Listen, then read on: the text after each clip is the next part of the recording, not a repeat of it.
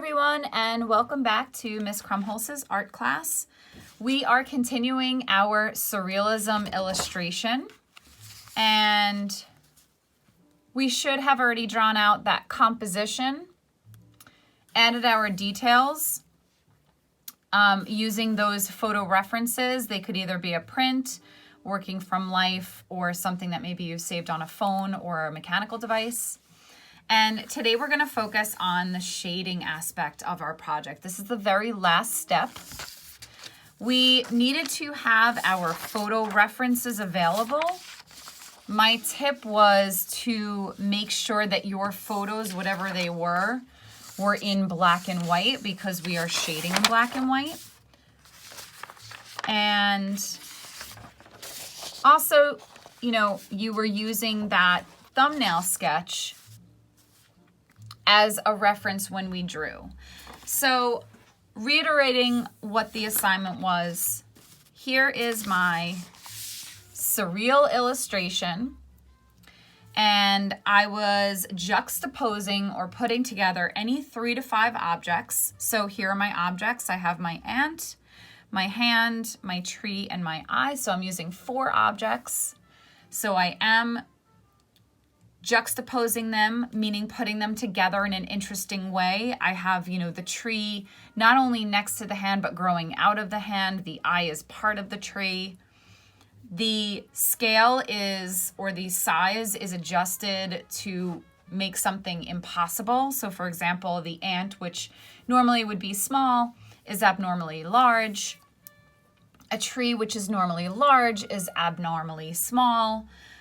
In comparison to the hand. So you want to adjust that scale and play around with that and do something that is impossible. You can also distort, make things morphing. So for example, the tree is morphing out of that hand. You could, do things that are distorted. So something that maybe would be melting.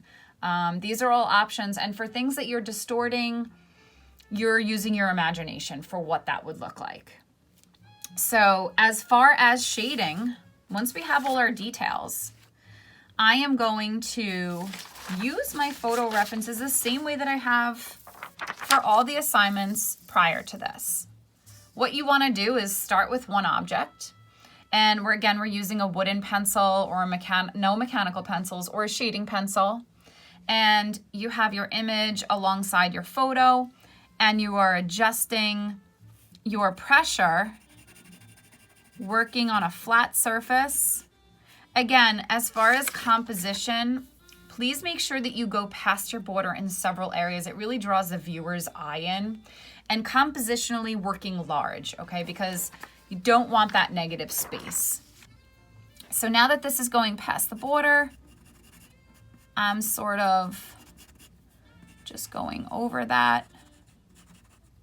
Okay, I'm gonna add all the details that I see, and I'm again adjusting that pressure, holding my pencil on its side, and really trying to get those values for exactly or as close to how they look in the image.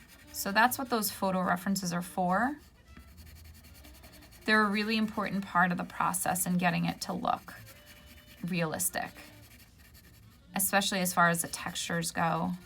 You want to make sure that if you are overlapping a border that you do erase the border so that you no longer see that, obviously, because it's overlapping. And again, I'm just sort of looking at the picture to get those details, to try to match them as best as I can. Okay, so, once you get one image and you think it's the best version that you can do, you're gonna move on. So there's my ant. I'm gonna move on to my tree now. Now for the tree, mine is slightly different. I'm really just using this to reference texture and how light hits. So I decided to, make my value dark on one side.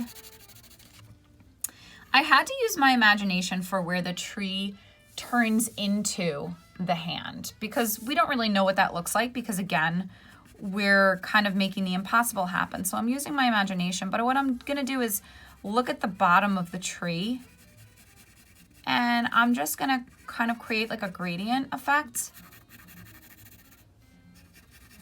for what I think it would look like if a tree was growing out of a hand.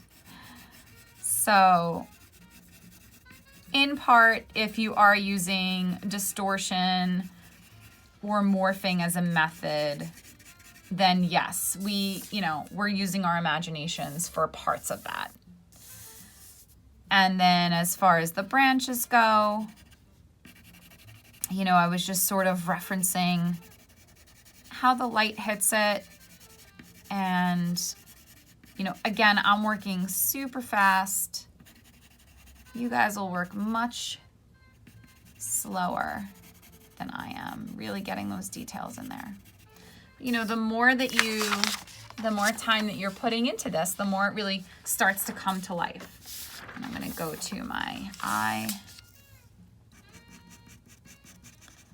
And, I'm looking at all the light and dark areas. I'm really trying to get those details, eyelashes, and trying to get the details of those eyes in there to show this texture. All that is a change in the pressure of your pencil. It's really that simple. Okay, so, just from working from a photo, my eye is starting to come to life. My ant is starting to come to life. So again, as you are doing this, the things that you really want to focus on before you shade, ask yourself, is that composition interesting to look at? Is the placement, is it large? Do you have areas that overlap the border? When you juxtapose those objects, are they juxtaposed in an interesting way? As far as those details, the more detail you have before you do the shading, the better off you are. It's just easier to know where those highlights are. And again, you need those references available to you.